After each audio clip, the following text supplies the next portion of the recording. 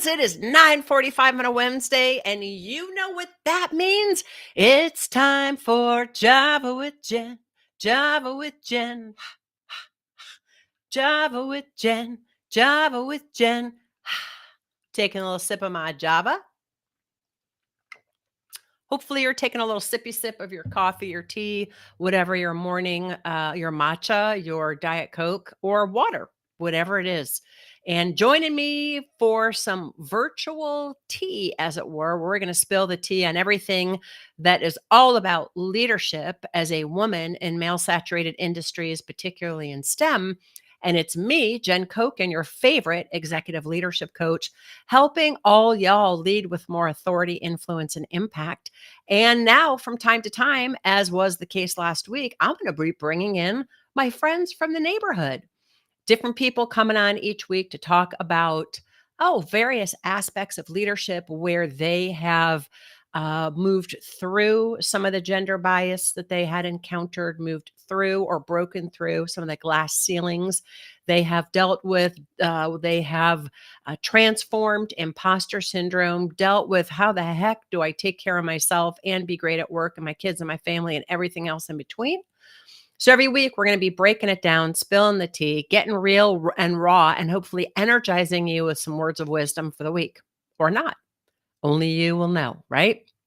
So today I wanted to talk about leadership and use an analogy called the eagle and the prairie dog. And I'm particularly bringing this up because every Monday I run a group program. If you want to know more about that, you can go to my website, www.jencoken.com. Just spell it like my name is, jencoken.com. So just go there and you'll look under coaching and look for the group program. But that starts with a retreat. And we have a 6-month accountability cohort where we really dive deep into what it means to show up and embody a leader, being the kind of leader people naturally want to follow, being the kind of leader that breathes life into your team so that you feel like you're making the impact that you are there to make and you're not feeling out of sorts, uncomfortable, and you believe in yourself and have strong confidence in yourself. And whether it's you to your executive team or you to your board, you really are owning the agency of your position at work. So often women feel isolated when they're one of the few in the room. I should know. I was been there, done that. And we look around, we don't see a lot of other role models like ourselves. So I wanted to bring in some of these other guests who hopefully will provide you with some desired or wanted or something you didn't know you wanted insight into how to just be a great leader. And that brings me to the topic for today. You already are a great leader and you already are a leader. And this is something that came up during the group program yesterday. You know, whenever I work with folks, whether it's in the group program, one-on-one, doing a VIP day, you catch me and come to one of the retreats. I'm going to start leading one-day programs. And by the way, I have a new book coming out next year called Make Imposter Syndrome Your Superpower, the ultimate guide for women in STEM to lead with more authority, influence, and impact. If you'd like me to come speak to your group, hit me up. Let's chat. I would love to. I'm trying to get this book into as many hands as I possibly can so people can own their brilliance. Oh, that was a long intro. I think I need more coffee. Okay. That brings me to this. I'm on this call and there's a couple of wonderful people on there who are general managers of 2 restaurants. And I work with a franchisee who owns 8 restaurants, and I work a lot with his team. And both of them, to a T, when I ask them, we always start with your vision. That goes back to the workbook that I kind of mentioned. I don't know if I'm too caffeinated, not caffeinated. Hopefully this makes sense, friends. And if it doesn't, ask questions in the chat. When we start, where I start with everybody is developing a vision. And a vision is the way you want to see the world, but it's the impact you want to make on the world as a whole. That vision should be bigger than the crap between your ears, so it motivates you to get out of bed in the morning. And usually that vision is really simple. And it's the way you want to see the world. It is the thing that inspires and breathes life into you. Okay. Um, Examples. My vision is a world of people at home with themselves, where people feel known and honored and appreciated for their unique contribution. That is literally why I do what I do. I won't tell the story now, but I might at some time, because if I tell it now, it'll be way too long. But if you want to hear it, put a note in the chat and I will, I'll do it on another live here. That came after 9/11, and it's a long story, too long to go into, but I'm really committed that people feel so comfortable in their own skin, their judgments of themselves are gone, so they can focus outward and really impact the people around them, because your job as a leader and a manager is to manage others. So when I was talking to them, one of them, I said to one, "How many people do you manage?" 50. I said to the other, "How many people do you manage?" "Well, it's 47 in this restaurant." She manages two of the restaurants. "It's 47 people here." And I don't know how many, but I did quick math. It was 80 or 90 something people. But what was interesting to me was their vision was super inspiring. I could see their faces lit up. Um, they were really moved by the way they wanted to see the world. And you don't have to worry about fulfilling that vision in this lifetime. It literally is the kind of thing you're not going to fulfill, but you will get so nourished fulfilling it with this person and this person and this person. And that's the key. You're fulfilling it one by one by one, right? So your vision's here and your mission is an expression of that. I don't know how they anchor this way. I could have done it with the same hands, but so this is your vision. Your mission fits up inside of it. Okay. And your mission's me. It's your expression right now of your vision. So if my vision, as it is a world of people at home with themselves, right now, with what I'm doing right now, my mission is to empower women in STEM and other male dominated industries to lead with more authority, influence, and impact.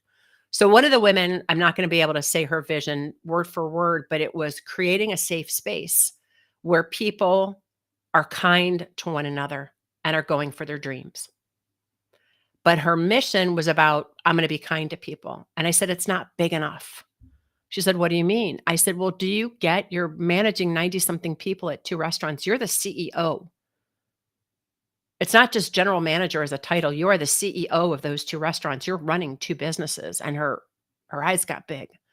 I said the same to the other lady. You are running a company of 50 people. Now, you may currently be an individual contributor, but you're the CEO of you, my friend.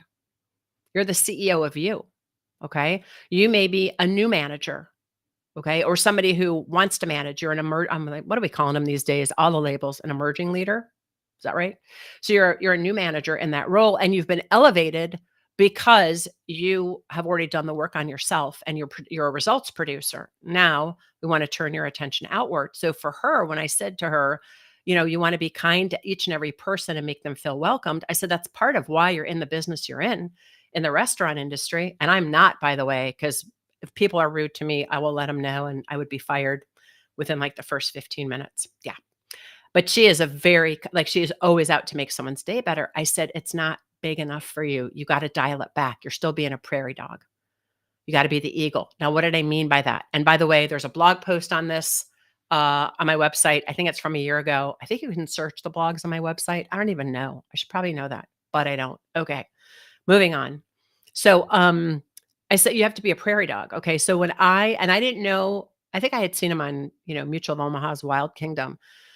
I've been living in the DC area for a long, long time. And I'm on my second stint here, but in between I lived in Colorado, and I've always been a cyclist, and I'd be out cycling, and all of a sudden, boop, I'd see these little prairie dogs come up out of their holes when we would whiz past, or they'd jump down in the hole, but mostly boop. They're so cute. Boop, looking around. So cute. But when you're a prairie dog, you're on the ground, you're in the weeds.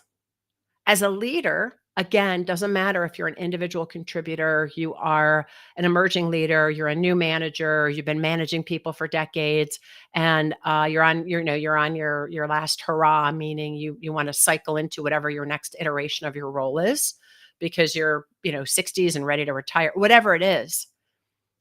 You are a leader already. And these two ladies didn't see themselves as a leader. I said, you got to dial out to 50,000 feet.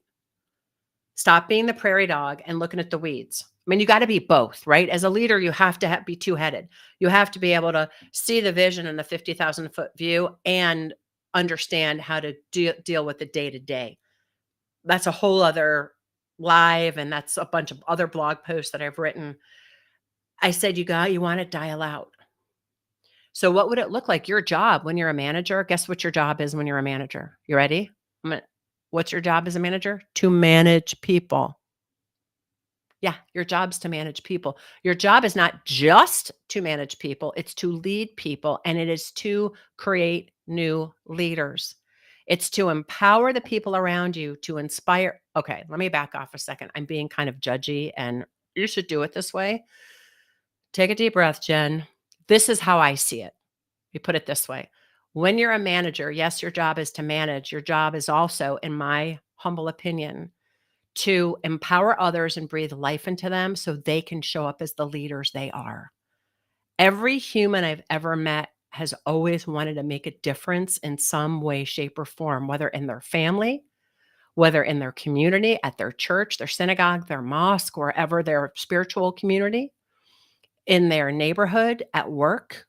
We want to know our existence mattered, And so one of the ways you can know it mattered, and one of the ways you can leave a legacy, and one of the ways you can make the impact you want to make is to be looking around at the people around you, going, how do I breathe life into them? How do I help them own their power and be the leaders they were meant to be? So, my friends, number one, please, please, please start owning that you're a leader. That's number one. Number two, what would it take for you to dial out from being the prairie dog, looking at the weeds all the time and looking at that 50,000-foot view and looking at the whole of the game and really looking at how do I inspire others and empower them to build confidence in them and to build that next layer of leadership or the next generation of leaders? I'm curious, do you think of yourself as a leader? And are you busy being the prairie dog or the eagle? Or are you two-headed about it? Would love to hear your comments below. All right, friends, that's what I got today. Plus, I'm not almost out of coffee, but I could be if I start gulping. I don't want to be rude and gulp around you. Happy Wednesday. Happy August. Excited to be with you. I'll be coming to you live next week, same time, same bat channel. And this is it for Java with Jen. Java with Jen. Java.